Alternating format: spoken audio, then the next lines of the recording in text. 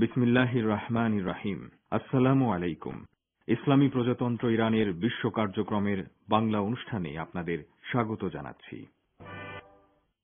এখন শুনবেন সূরা আলে ইমরানের 1 থেকে 4 নম্বর আয়াতের তেলাওয়াত ও তরজমা। আউযু বিল্লাহি মিনাশ শাইতানির রাজীম। বিসমিল্লাহির রহমানির রহিম। আলিফ লাম মিম। আল্লাহু লা ইলাহা ইল্লা হুয়াল হাইয়ুল কাইয়্যুম।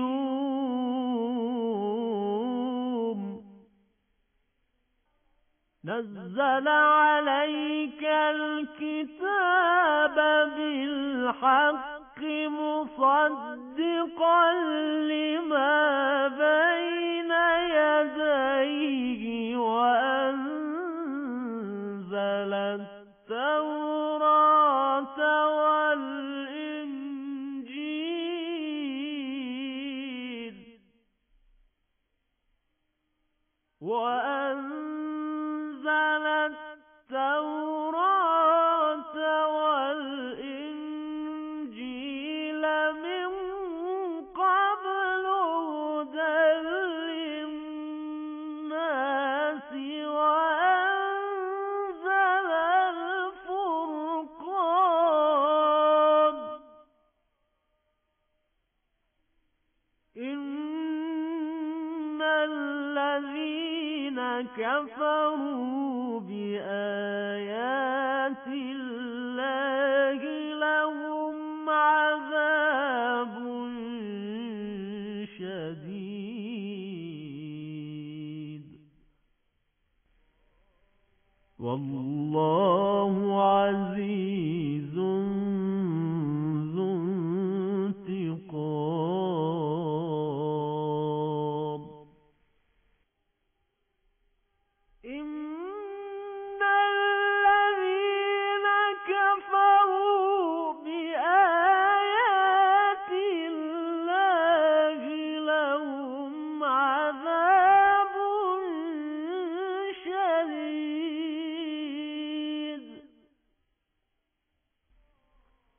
والله عزيز ذو انتقام. صدق الله العلي العظيم. بسم الله الرحمن الرحيم. আলিফ লাম মিম। আল্লাহ ছাড়া অন্য কোনো উপাস্য নেই। তিনি চিরঞ্জীব, সব কিছুর ধারক। তিনি আপনার প্রতি কিতাব নাজিল করেছেন সত্যতার সাথে, যা পূর্ববর্তী ঐশী গ্রন্থগুলোকে প্রত্যয়ন করে। ইতপূর্বে তিনি মানব জাতিকে সত্য পথ প্রদর্শনের জন্য তাওরাত ও ইনজিল অবতীর্ণ করেছেন এবং তিনি ন্যায় অন্যায়ের মীমাংসাকারী রূপে কোরআন অবতীর্ণ করেছেন। নিশ্চয়ই যারা আল্লাহর নিদর্শনাবলীকে অমান্য করে তাদের জন্য রয়েছে কঠোর শাস্তি। বস্তুত আল্লাহ মহাপরাক্রমশালী, দণ্ডদাতা। সাদাকাল্লাহুল আলিয়্যুল আযীম। রেডিও তেহরানের নৈশ অধিবেশনের বাংলা অনুষ্ঠানে আপনাদের সবাইকে স্বাগত জানাচ্ছি। আমি আশরাফুর রহমান।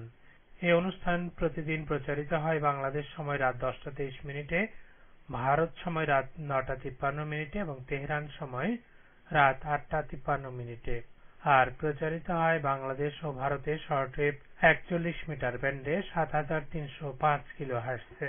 ইন্টারনেটে আমাদের অনুষ্ঠান শুনতে এবং ওয়েবসাইট ভিজিট করতে লগ ইন করুন এই ঠিকানায় parstoday.com/bn। আমাদের এই অনুষ্ঠান ইরানস্যাট বা বাথ 5 স্যাটেলাইটেও প্রচারিত হয়। ইন্টারনেটে আমাদের অনুষ্ঠান শুনতে এবং ওয়েবসাইট ভিজিট করতে লগ ইন করুন এই ঠিকানায় parstoday.com/bn। আমাদের কাছে ইমেল করার ঠিকানা radioteheran1982@gmail.com অথবা radioteheran@ws.irib.ir। এবারে আজকের অনুষ্ঠান সূচি জানিয়ে দিচ্ছি। শুরুতেই থাকছে যথারীতি বিশ্ব সংবাদ। এতে থাকবে ঢাকা ও কলকাতা থেকে আমাদের সংবাদদাতাদের পাঠানো দুটি বার্তা। এরপর সংবাদ ভাষ্যের অনুষ্ঠান দৃষ্টিপাতে শুনবেন। ৬৫ দিন ধরে অনশন চালিয়ে যাওয়ার পর অবশেষে দখলদার ইসরায়েলি কারাগার থেকে ফিলিস্তিনি যুবক গাজান ফারের মুক্তি সম্পর্কে আমাদের ভাষ্যকারের একটি পর্যালোচনা এবং বাংলাদেশে ভূমিহীন ও গৃহহীনদের জন্য প্রধানমন্ত্রীর উপহারের ঘর নির্মাণ ও স্থান নির্বাচনে অনিয়মের অভিযোগ ওঠার পর তদন্তে নেমেছে প্রধানমন্ত্রীর কার্যালয়। এ সম্পর্কে ঢাকা থেকে আমাদের বিশেষ প্রতিনিধির পাঠানো প্রতিবেদন। সবশেষে সংক্ষিপ্ত সংবাদ, তবে সবকিছুর আগে বিশ্ব সংবাদ। রেডিও তেহরান থেকে শুরু হচ্ছে বিশ্ব সংবাদ।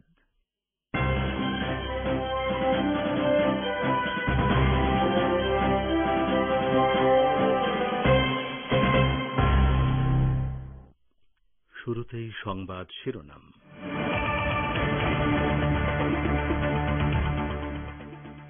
ফিলিস্তিনি সংগ্রামী নেতা জিবরিলের মৃত্যুতে শোক প্রকাশ করলেন ইরানের সর্বোচ্চ নেতা আয়াতুল্লাহ হিল উজমা খামেনি এবং নির্বাচিত প্রেসিডেন্ট রাইসি। তালেবান হামলার জের ধরে ইরানের পূর্বাঞ্চলীয় আফগান সীমান্তবর্তী 2 স্থলবন্দর থেকে পণ্য রপ্তানি বন্ধ করে দিয়েছে ইরানের শুল্ক বিভাগ। বাংলাদেশের নারায়ণগঞ্জ জেলার রূপগঞ্জে একটি ফুড ফ্যাক্টরিতে ভয়াবহ অগ্নিকাণ্ডে 53 জন নিহত, প্রধানমন্ত্রীর শোক, তদন্তের দাবি বিরোধী দলের। ভারতের পশ্চিমবঙ্গ বিধানসভার পিএসসি কমিটির চেয়ারম্যান হলেন মুকুল রায়। বিধানসভার প্রথা ভাঙা হয়েছে বলে তীব্র ক্ষোভ প্রকাশ করল বিজেপি।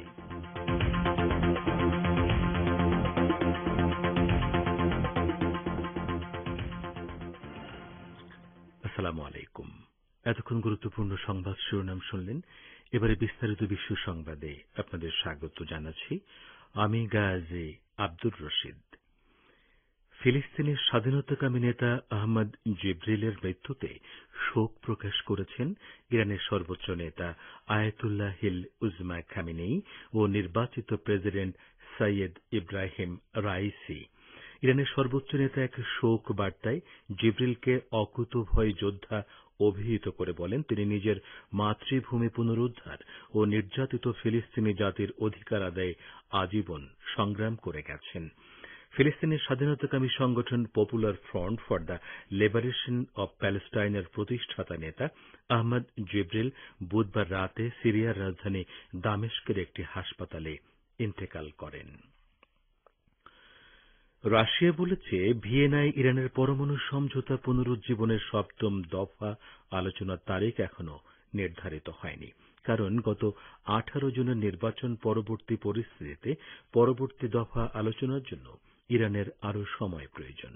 ভিয়েনা সংলাপে রুশ প্রতিনিধি দলের প্রধান মিখাইল উলিয়ানোভ এক টুইটার বার্তায় একথা জানান। তিনি বলেন, পরমাণু সমঝোতা বিষয়ক ভিয়েনা আলোচনার 7ম দফা শুরুর তারিখ এখনো নির্ধারিত হয়নি।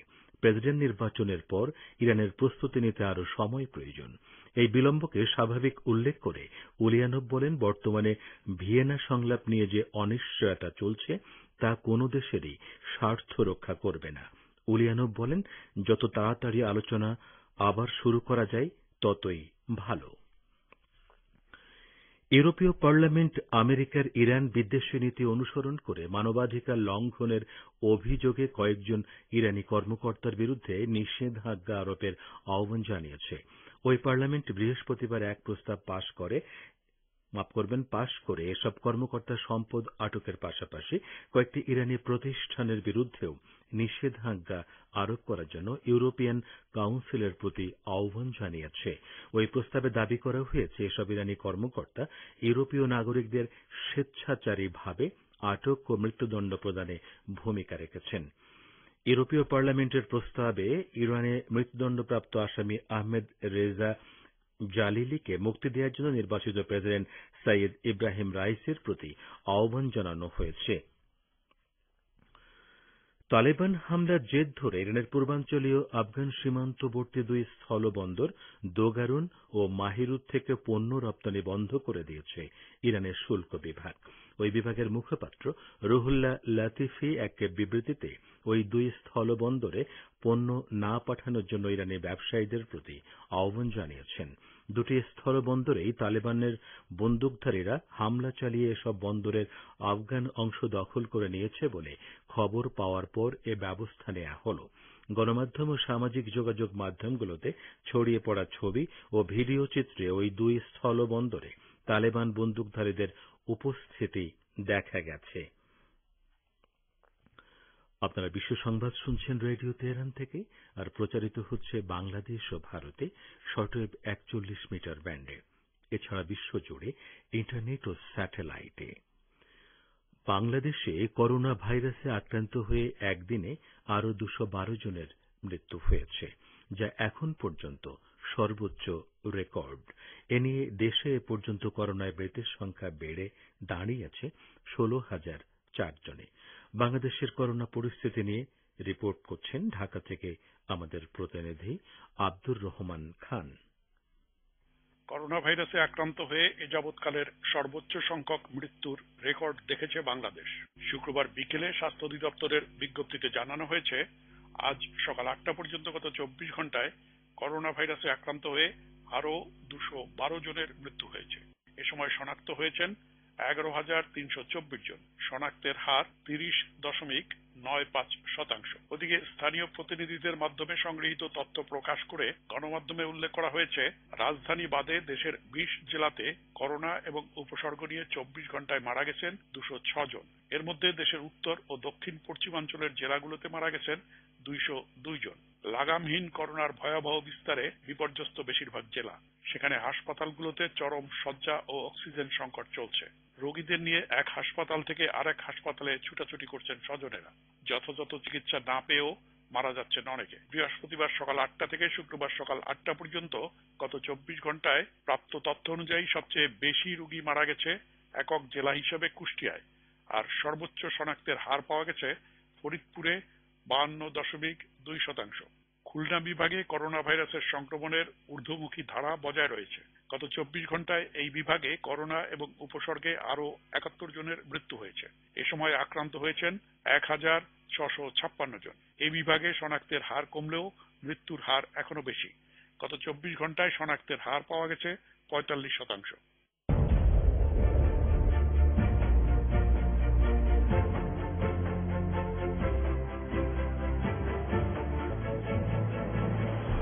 রেডিও তেহরান, খবরের সঙ্গে 24 ঘন্টা। ভিজিট করুন আমাদের ওয়েব পেজ firsttoday.com/bn।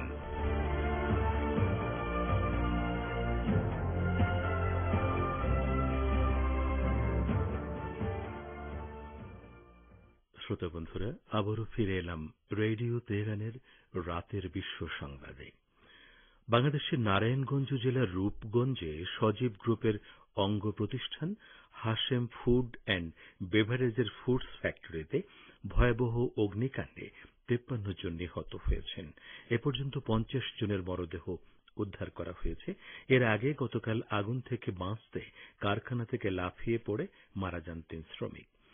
প্রধানমন্ত্রী শেখ হাসিনা নারায়ণগঞ্জের কারখানায় অগ্নিকাণ্ডে হতাহতের ঘটনায় গভীর শোক ও দুঃখ প্রকাশ করেছেন। এদিকে নারায়ণগঞ্জের ফুডস ফ্যাক্টরিতে ভয়াবহ অগ্নিকাণ্ডে বিপুল প্রাণহানির ঘটনায় শোক জানিয়েছেন বিএনপি মহাসচিব মির্জা ফখরুল ইসলাম আলমগীর। তিনি বলেছেন, রূপগঞ্জের মর্মান্তিক দুর্ঘটনায় মৃত্যুর দায় সরকার এড়াতে পারে না। ভারতের উত্তরপ্রদেশের এলাহাবাদ হাইকোর্ট বিদেশি ও ভারতীয় তাবলিগ জামাত সম্পর্কিত মামলা শুনানি চলার একই সময়ে 3 জেলার পুলিশ সুপারকে সমন পাঠিয়েছে। হাইকোর্ট তাবলিগ জামাত সদস্যদের বিরুদ্ধে 307 ধারা চাপিয়ে দেওয়ার বিষয়েও প্রশ্ন তুলেছে। এদিকে ভারতের পশ্চিমবঙ্গ বিধানসভার পাবলিক অ্যাকাউন্টস বা পিএসসি কমিটির চেয়ারম্যান হয়েছেন মুকুল রায়। ওই ঘটনায় তীব্র ক্ষোভ প্রকাশ করেছে বিজেপি। এ সম্পর্কে আরও জানাচ্ছেন কলকাতা থেকে আমাদের প্রতিনিধি আব্দুল হাকিম। ভারতের পশ্চিমবঙ্গ বিধানসভার পাবলিক অ্যাকাউন্টস কমিটি বা পিএসসি চেয়ারম্যান হলেন মুকুল রায়। ওই ঘটনায় তীব্র ক্ষোভ প্রকাশ করেছে বিজেপি।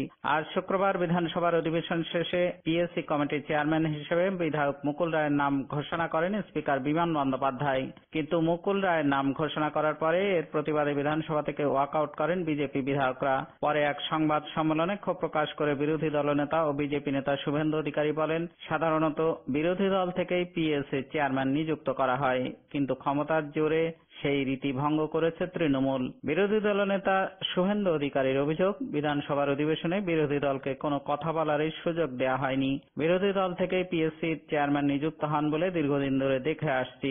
দেশের সব বিধানসভা এমনকি লোকসভাতেও ওই রীতি মেনে চলা হয়। সরকারের খরচ করার অধিকার কতটা তা পরীক্ষা নিরীক্ষা করার দায়িত্ব বিরোধী পক্ষের। গণতান্ত্রিক পরিকাঠামোয় এমনই ব্যবস্থা রয়েছে, কিন্তু পশ্চিমবঙ্গ বিধানসভার শাসক দল এবং অধ্যক্ষ ক্ষমতার বলে সেই চিরাচরিত রীতি ভেঙেছেন। মুকুল রায়ের বিরুদ্ধে 64 পাতার অভিযোগ অধ্যক্ষকে জমা দিয়েছেন বলেও মন্তব্য করেন শুভেন্দু অধিকারী। বলছিলেন কলকাতা থেকে আমাদের সংবাদদাতা। মার্কিন প্রেসিডেন্ট জো বাইডেন পরোক্ষভাবে আফগান যুদ্ধে তার দেশের পরাজয় স্বীকার করে নিয়েছেন। তিনি আফগানিস্তান থেকে সেনা প্রত্যাহারের সিদ্ধান্ত সমর্থন করে বলেছেন, আগামী 31 আগস্টের মধ্যে দেশটি থেকে সব মার্কিন সেনা প্রত্যাহার করে নেওয়া হবে। আফগানিস্তান থেকে সেনা প্রত্যাহারের মূল সময়সীমা ছিল 11 সেপ্টেম্বর। তিনি বৃহস্পতিবার হোয়াইট হাউসে এক সংবাদ সম্মেলনে বলেন, আফগানিস্তানে সেনা মোতায়েন করে রাখার অর্থ হবে আরও বেশি প্রাণহানি। বাইডেন স্পষ্ট করে বলেন, এতদিন যা কিছু হয়েছে তা থেকে ভিন্ন কোনো ফলাফল আসার যুক্তিপূর্ণ কারণ পাওয়া না গেলে আমি আর কোনো মার্কিন সেনাকে আফগানিস্তান পাঠাব না। বাইডেন ভিন্ন কোনো ফলাফল পরিভাষা ব্যবহার করে আনুষ্ঠানিকভাবে একথা স্বীকারোক্তি দিয়েছেন যে আফগানিস্তানে গত 24 বছরের মার্কিন সেনা উপস্থিতির ফলাফল শূন্য। মার্কিন বাহিনী ভিয়েতনাম যুদ্ধের মতো আফগান যুদ্ধেও পরাজিত হয়েছে। আফগানিস্তান থেকে বিদেশি সেনা প্রত্যাহার সম্পন্ন হওয়ার পর কাবুল আন্তর্জাতিক বিমানবন্দরের নিরাপত্তা রক্ষা করার বিষয়ে টেলিফোনে তুর্কি প্রতিরক্ষামন্ত্রী হুলুসি আকারের সঙ্গে কথা বলেছেন তার মার্কিন সমকক্ষ লয়েড অস্টিন। তুরস্কের আনাতোলি বার্তা সংস্থা এ খবর জানিয়ে বলেছে, টেলিফোন আলাপে দুই প্রতিরক্ষামন্ত্রী কাবুলের হামিদ কারজাই আন্তর্জাতিক বিমানবন্দরকে গোটা বিশ্বের সঙ্গে আফগানিস্তানের যোগাযোগের একমাত্র জানালা বলে উল্লেখ করেন। তারা বলেন, আফগানিস্তানের শান্তি ও নিরাপত্তা নিশ্চিত করার জন্য এই বিমানবন্দরের পূর্ণ নিরাপত্তা নিশ্চিত করতে হবে। এদিকে কাবুল বিমানবন্দরের নিরাপত্তা রক্ষা করার লক্ষ্যে ওই বন্দরে তুর্কি সেনা মোতায়েন থাকবে বলে তুরস্কের প্রেসিডেন্ট রজব তাইয়েব এরদোগান যে বক্তব্য দিয়েছেন তার বিরুদ্ধে কাবুল প্রতিক্রিয়া দেখিয়েছে। তো শ্রোতা বন্ধুরা, আমাদের নিউজ ডেস্কে এখনকার মতো এই ছিল সর্বশেষ খবর। এতক্ষণ আমাদের সাথে থাকার জন্য অনেক অনেক ধন্যবাদ।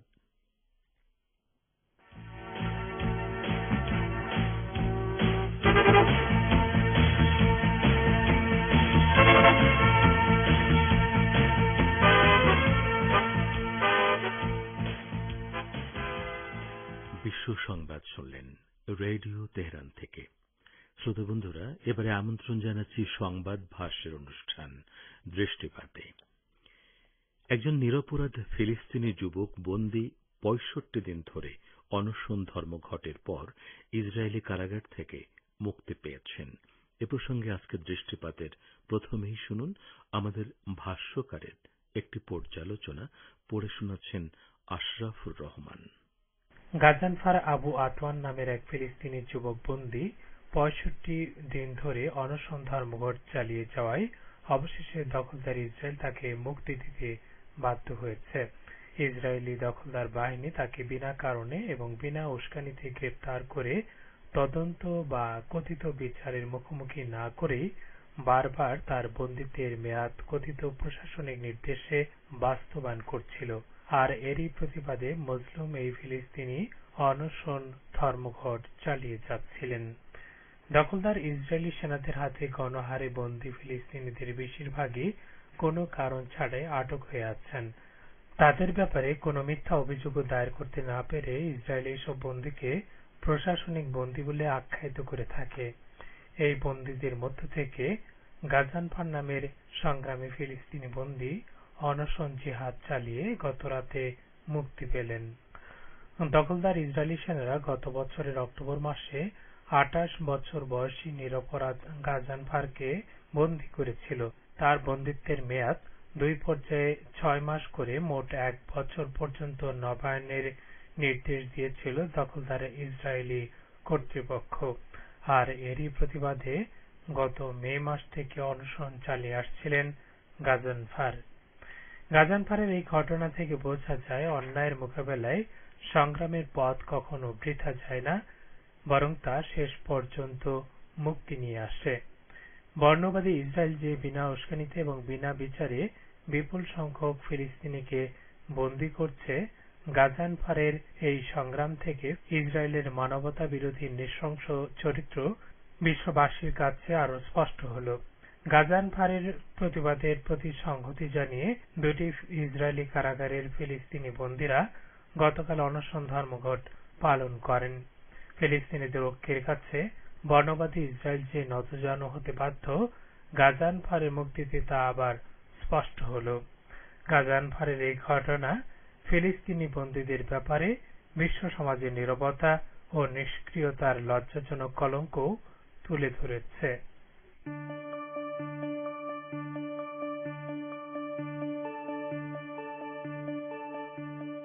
আপনারা রেডিও তেহরানের অনুষ্ঠান শুনছেন সরাসরি তেহরান স্টুডিও থেকে।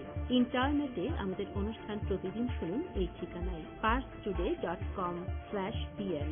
ফেসবুক লাইভে যোগ দিন এই ঠিকানায় facebook.com/radio teheran bn।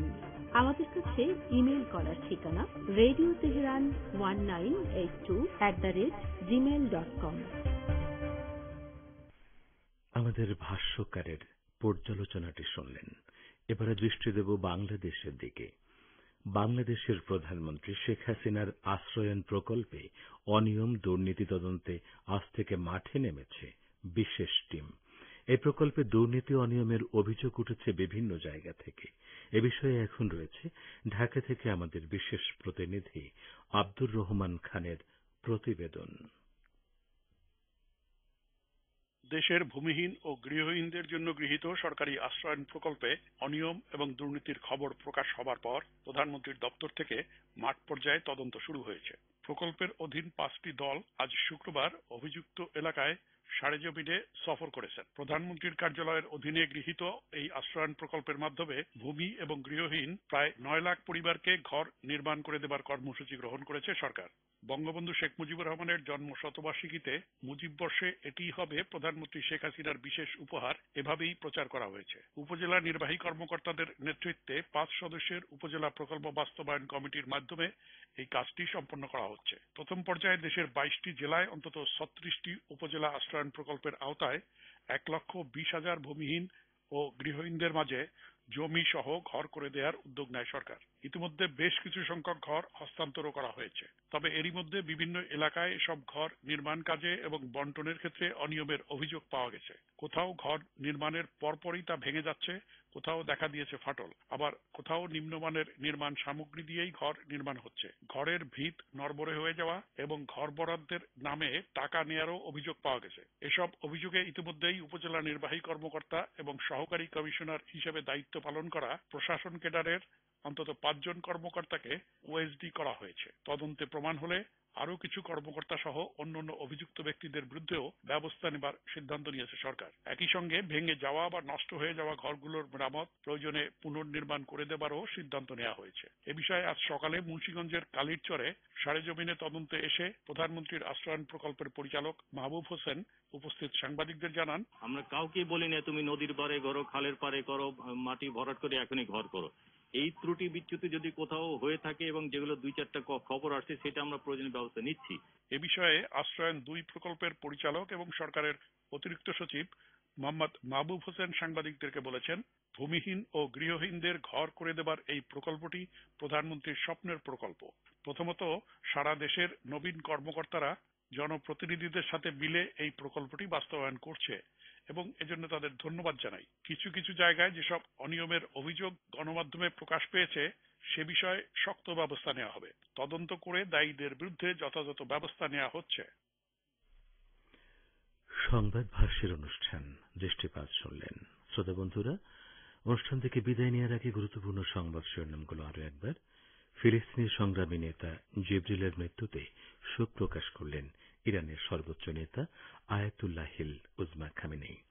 তালেবান হামলার জের ধরে ইরানের পূর্বাঞ্চলীয় আফগান সীমান্তবর্তী 2 স্থলবন্দর থেকে পণ্য রপ্তানি বন্ধ করে দিয়েছে ইরানের শুল্ক বিভাগ। বাংলাদেশের নারায়ণগঞ্জ জেলার রূপগঞ্জে একটি ফুড ফ্যাক্টরিতে ভয়াবহ অগ্নিকাণ্ডে 53 জন নিহত, প্রধানমন্ত্রীর শোক, তদন্তের দাবি বিরোধী দলের। এবং ভারতের পশ্চিমবঙ্গ বিধানসভার পিএসি কমিটির চেয়ারম্যান হলেন মুকুল রায়। বিধানসভার প্রথা ভাঙা হয়েছে বলে তীব্র ক্ষোভ প্রকাশ করল বিজেপি। তো শ্রোতা বন্ধুরা, আপনারা ভালো ও সুস্থ থাকুন এই কামনা করে এবং আমাদের আগামীকালের অনুষ্ঠান শোনার আমন্ত্রণ জানিয়ে রেডিও তেহরান থেকে আমি গাজী আব্দুর রশিদ আজকের মতো এখানেই বিদায় চাইছি। খোদা হাফেজ।